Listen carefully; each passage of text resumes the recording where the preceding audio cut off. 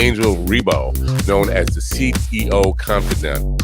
Is an influencer, international TV host, public speaker, CEO consultant, board member, and philanthropist. I was always doing the same thing. So I was always helping my employers to develop their businesses. I think that business leaders now need to be conscious like never before. They need to hear different messages. Angel has empowered more than 1,500 CEOs in 33 different countries and speaks 5 languages.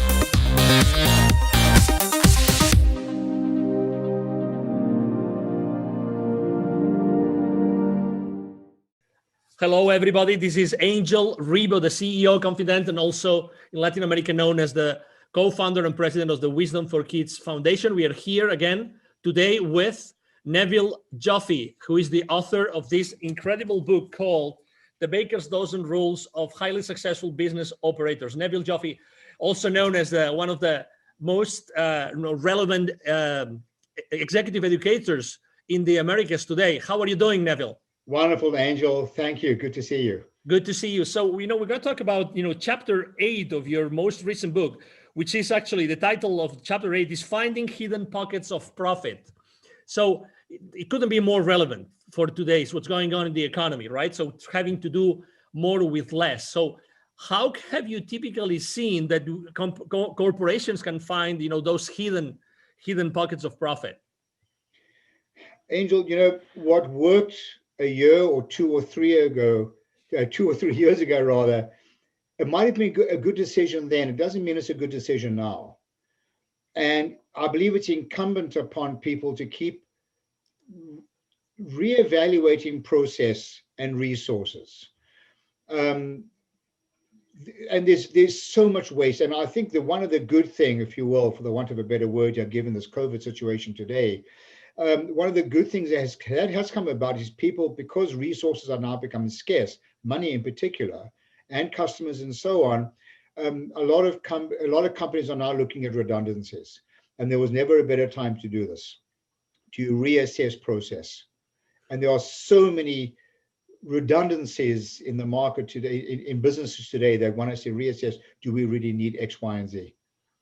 Do you think that, by the way, I forgot to say something before, which is, Neville has helped more than, 20,000, has trained more than 20,000 business operators and executives in large companies in the world, like Bombardier, like Campbell Soup, like Hallmark Cards.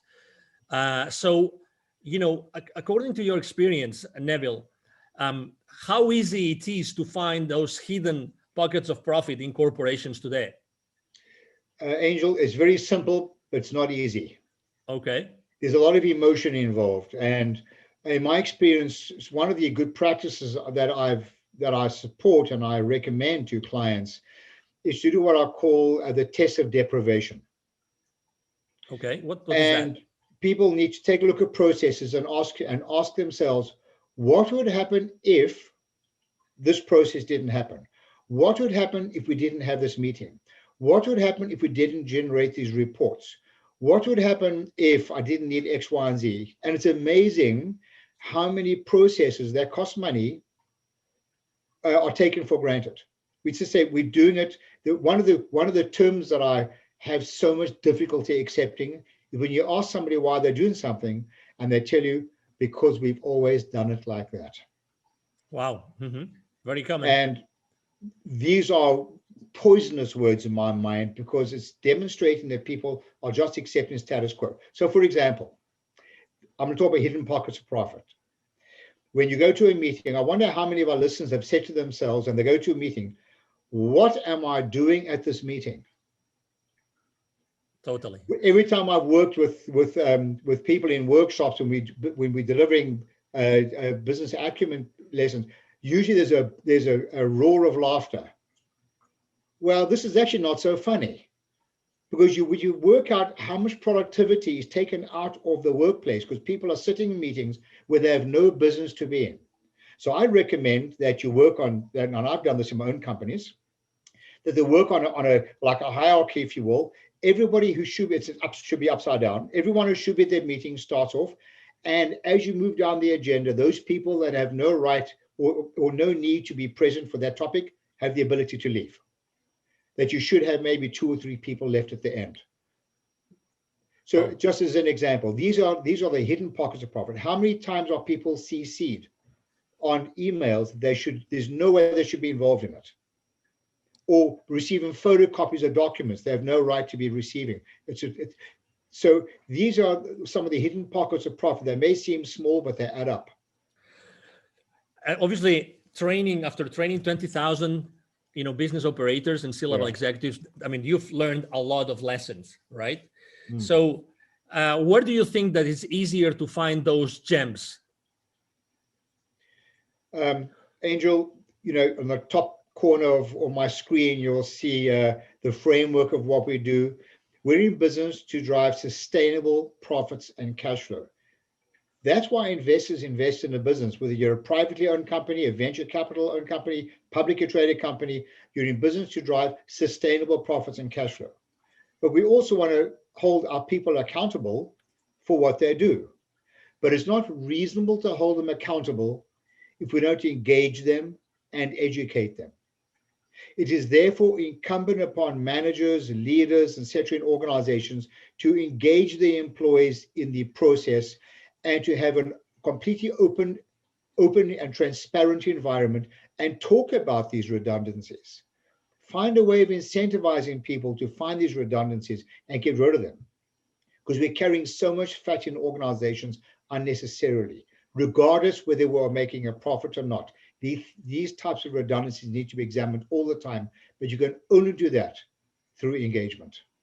I would like to bring the people again, our audience, back to the book. And the reason is that this book is pretty unique in the sense that you can open it flat. Sorry, we have this, this background, electronic background. But you can open it flat. And actually this chapter, interestingly enough, the finding, hidden profits of profit is one of the chapters that has more questions. So that, there's, this book has a lot of pages for notes. And probably the reason is that there are so many sources of potential, redundancies and places in the organization right now to find these hidden pockets of profit. Does it make sense at all, Neville? Yeah, I designed this book, Angel. I try and keep things efficient. I don't waste words unnecessarily. People are busy. They haven't got time to read a lot of nonsense and repetitive stuff. I have a philosophy, just, say what you need to say and get on with it. So the book is made up of an introductory part, which just creates context to the topic, such as don't do the wrong thing more efficiently, don't evaluate numbers in isolation, the word so what, just do as you say you're going to do. There's context. Then there's a bunch of questions to really get the reader to do a deep dive into some of these questions they should be sharing or asking their colleagues, employees, whatever. And there's places for notes. And the whole idea here is not about the answers, it's about the questions people should be asking. Exactly. Neville, I would like to ask you also, this is your latest book, and what does this book represent? Because you have written many books, including textbooks for colleges. What does this book represent in your career? This for me, Angel, is a legacy. As you can see, I'm only 50 years old, plus a lot of tax. This is part of a legacy for me. Over the years, people are like, I have an old-fashioned humor, and people often say to me, Neville, you really need to write down some of your Nevilisms, as they've called them, some of these expressions. So I decided, after being in business for more than 40 years, and 25 of which has been in education, I decided to write down these Nevilisms and in the form of a book to bring value to others. I wrote this book to be read, and I want people to read it because I have a strong belief, a passionate belief, that not all, but there's a lot of golden nuggets in here that will literally change the economic lives of the readers. Excellent. If people would like to reach out to you, Neville, what's the best way to connect? Just email me. I love a good chat, in case you didn't notice. It's Neville, Neville, @bizwisdom, bizwisdom.com. Excellent. Well, thank you for being with us today, Neville. It's been a pleasure. You're very welcome, Angel. The pleasure was mine. Thank you again, and thank you everybody watching us today. Thank you for being here with us at the CEO Confident TV. It's been a pleasure to have you. I'm sure that you have enjoyed this conversation as much as we have. Hope to see you soon in our next show. Thank you very much. Bye-bye. Thanks. Bye now. Thank you so much for watching our show today. The entire team of the CEO Confident appreciate your time and attention. If you think that you are a good fit for the CEO Confident TV, please connect with us on LinkedIn. We hope that you enjoyed today's show as much as we did. See you soon. Angel Ribo, the CEO Confident. Email address angel@angelribo.com. Don't forget to follow me on LinkedIn. Thank you.